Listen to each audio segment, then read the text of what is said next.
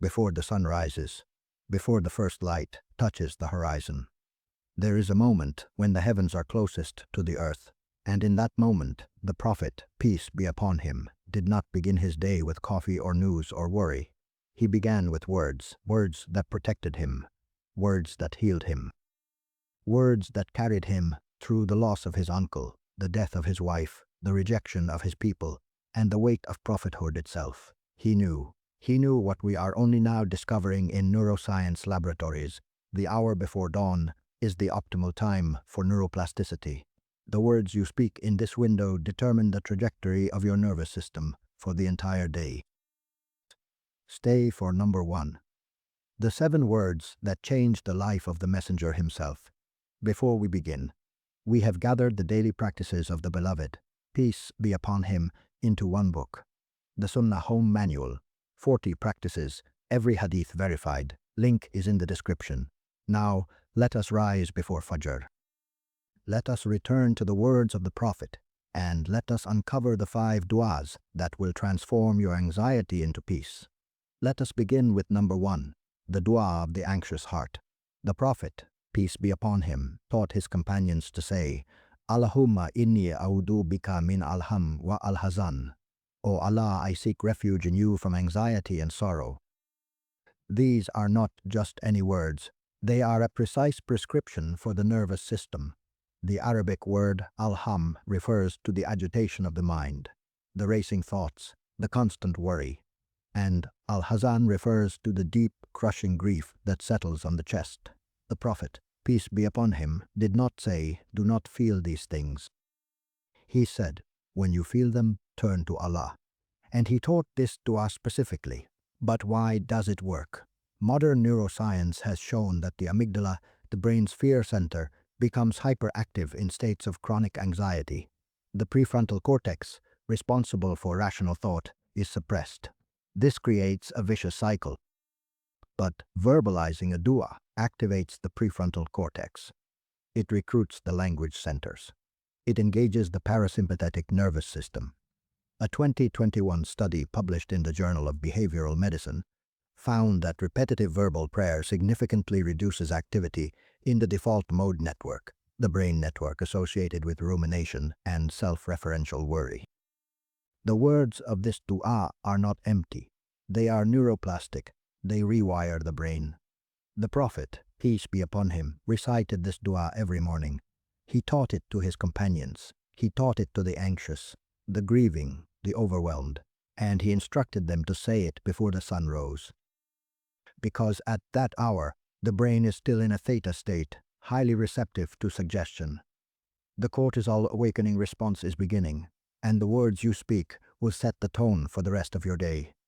Imagine the Prophet, peace be upon him, in the darkness before Fajr, his heart heavy with the burden of his people, and he turns to Allah. He whispers, Allahumma inni a'udhu bika min al-ham wa al-hazan, and the weight lifts. That is the dua of the anxious heart, and it is available to you. Number 2, the dua of the broken spirit. The Prophet, peace be upon him, continued his morning refuge with the words, Wa a'udhu bika min al-aji wa al-kasal. And I seek refuge in you from weakness and laziness. This dua addresses the paralysis that often accompanies anxiety, the feeling of being unable to move, the exhaustion that settles in the bones, the loss of motivation. The Prophet, peace be upon him, taught that there is a spiritual dimension to this struggle. But there is also a biological one. Chronic anxiety depletes dopamine and serotonin. It dysregulates the hypothalamic pituitary adrenal axis, and it leads to fatigue, apathy, and a sense of helplessness. The dua reconnects you to the source of strength. It acknowledges your weakness and returns it to Allah. It says, I cannot do this alone. I need you, and in that admission, the burden is lifted. A 2022 study in the Journal of Clinical Psychology found that individuals who practiced daily gratitude and supplication reported significantly lower levels of burnout and exhaustion. The mechanism is twofold. First, it reduces cortisol. Second, it increases the production of endorphins and oxytocin, the bonding hormone. The Prophet, peace be upon him, understood that the broken spirit needs more than rest. It needs connection. It needs surrender. And it needs the words that restore hope. Imagine the courtyards of Medina. a companion struggling to get out of bed, consumed by grief, unable to work, and the Prophet, peace be upon him, teaches him this dua. He says, say it before Fajr. Say, I seek refuge in you from weakness and laziness, and the companion rises. He finds the strength. That is the dua of the broken spirit, and it is waiting for you to speak it. Number 3. The dua of the fearful soul. The Prophet, peace be upon him, then taught, Wa a'udu bika min al-jubn wa al-bukhl, and I seek refuge in you from cowardice and miserliness. This dua addresses two forms of fear. Cowardice is the fear of action, the fear of confrontation, the fear of stepping forward. Miserliness is the fear of loss, the fear of giving, the fear of trusting Allah's provision. Together, they bind the soul. They keep you small. They keep you safe, but they also keep you trapped. The Prophet, peace be upon him, taught that both are forms of fear, and both can be dissolved through the morning dua. Modern psychology recognizes that anxiety often manifests as avoidance. The avoidance of difficult conversations, the avoidance of risks, the avoidance of generosity, the avoidance of life itself. The dua interrupts this pattern. It names the fear, it places it before Allah, and it seeks refuge. A 2023 study in the Journal of Anxiety Disorders found that naming and externalizing fears reduces their power over the individual. When you say, I seek refuge in you from cowardice, you are stepping outside the fear. You are saying, this is not me. This is a condition I am bringing to you. And the Prophet, peace be upon him, recited this dua every morning. He faced the opposition of Quraysh. He faced the threat of assassination. He faced the loss of his companions. He never retreated. He was never a coward. He was never miserly, because he had said the words. Imagine the Prophet, peace be upon him, in the cave of Hira, the fear of the revelation gripping him, and he returns to Khadija. He says, cover me, but he also says the dua. He seeks refuge, and the fear dissolves. That is the dua of the fearful soul, and it is waiting for you to speak it. Now, let me pause here and ask you something, and I want you to be honest. What is the first thing you do when you wake up? Do you reach for your phone? Do you check the news? Do you replay the worries of yesterday? Or do you reach for the dua? The Prophet, peace be upon him, did not begin his day with the world. He began with Allah, and he taught us to do the same. I want you to commit to this. Before you open your eyes fully, before you check your messages, before you even move, say these words. Say, Allahumma inni a'udhu bika min al-ham wa al-hazan. Say, wa a'udhu bika min al-ajji wa al-kasal. Say, wa a'udhu bika min al-jubn wa al-bukhl. Say them slowly, say them with presence, and watch what happens to your day. I want you to drop a comment below. Tell me, are you going to try this tomorrow? Are you going to reclaim your Fajr? Because this is not just a dua, this is a protocol for peace, and it is waiting for you. Now let us continue, because we have two more duas to uncover. Number 4. The dua of the overwhelmed mind. The Prophet, peace be upon him, taught his companions to continue the morning refuge with the words, Wa a'udhu bika min galabat al-dain wa kar al-rihal. And I seek refuge in you from the burden of death and the oppression of men. This dua addresses the most crushing forms of anxiety, the weight of financial pressure, the feeling of being trapped by obligations you cannot meet, the oppression of others, whether through injustice, control, or cruelty. The Prophet, peace be upon him, understood that these are not minor concerns. They are the very things that can break a person's spirit, and so he taught his companions to bring them to Allah in the morning. But what does modern science say about this? A 2022 study published in the Journal of Economic Psychology found that financial stress is one of the strongest predictors of chronic anxiety and depression. The constant vigilance required to manage debt, the sleepless nights, the shame, the hopelessness. These are not just emotional states, they are biological states. They dysregulate the HPA axis, they elevate cortisol, they impair cognitive function. They damage the immune system. The Prophet's dua addresses this directly. It does not say, do not worry about debt. It says, bring your worry to Allah. It does not say, ignore your oppressors. It says, Seek refuge in Allah from them. And there is a profound neurological reason why this works. When you verbalize a stressor, you move it from the limbic system, the emotional brain, to the prefrontal cortex, the rational brain. You create distance, you create perspective, and you activate the parasympathetic nervous system. A 2021 study in the Journal of Neuroscience found that labeling negative emotions significantly reduces amygdala reactivity. The dua is a label, it is a naming, it is a placement of the burden in the hands of the one who can carry it. The Prophet, peace be upon him, recited this dua every morning.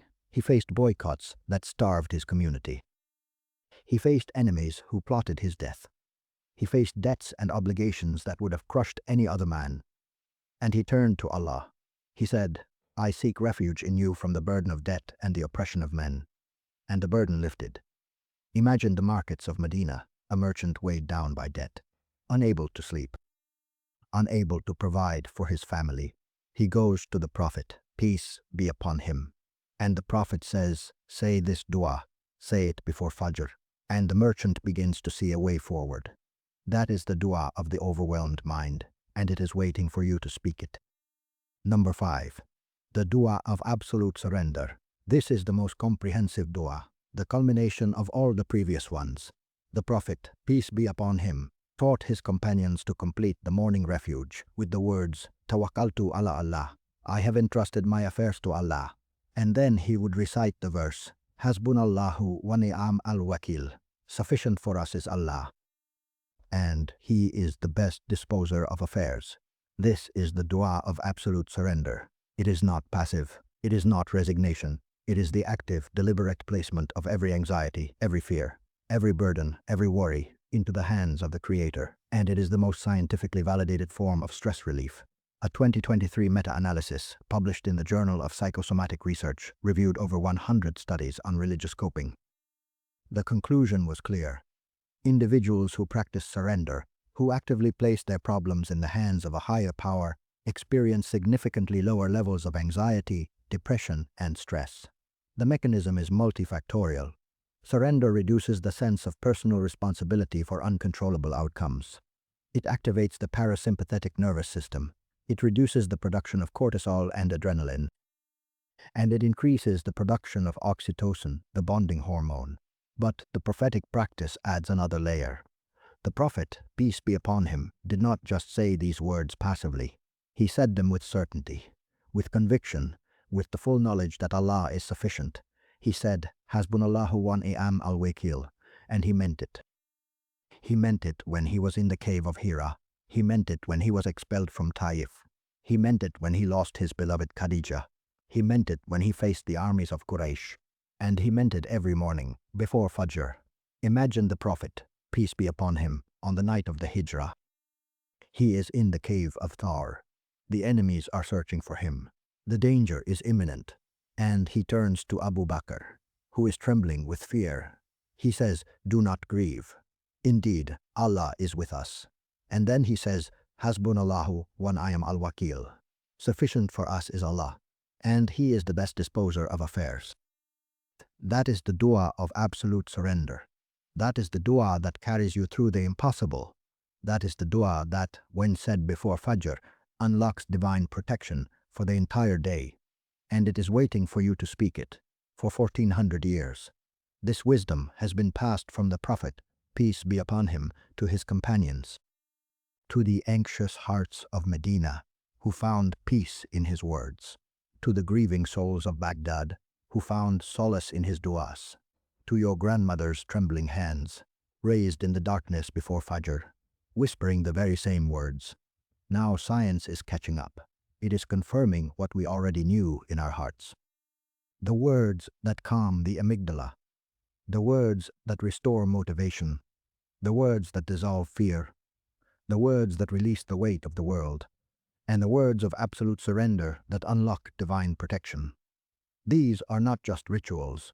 They are neurological interventions. They are spiritual medicine. They are the prophetic protocol for peace. But let me be absolutely clear. The cures Allah has placed in His creation are not miracles, and they do not replace your doctor's care. They are the means He has given through the Sunnah. and they are blessings. If you are experiencing severe anxiety or depression, please consult a qualified mental health professional. The prophetic duas are not a rejection of modern therapy. They are a complement to it. They are the foundation upon which we build our mental health, trusting in Allah while taking the means He has provided. Now, if you want to explore this further, I urge you to watch our video on the morning and evening adhkar, the complete prophetic protection protocol for the soul. The words that the Prophet, peace be upon him, never abandoned from sunrise to sunset. The modern research on neuroplasticity and spiritual practice will astonish you. That video is waiting for you. Click it now and continue this journey into the prophetic science that heals body and soul. May Allah grant you and your family complete shifa. May He protect you from anxiety and sorrow. May He grant you strength over weakness and laziness. May He free you from fear and miserliness. May He relieve you from the burden of debt and the oppression of men. And may He be sufficient for you in all your affairs.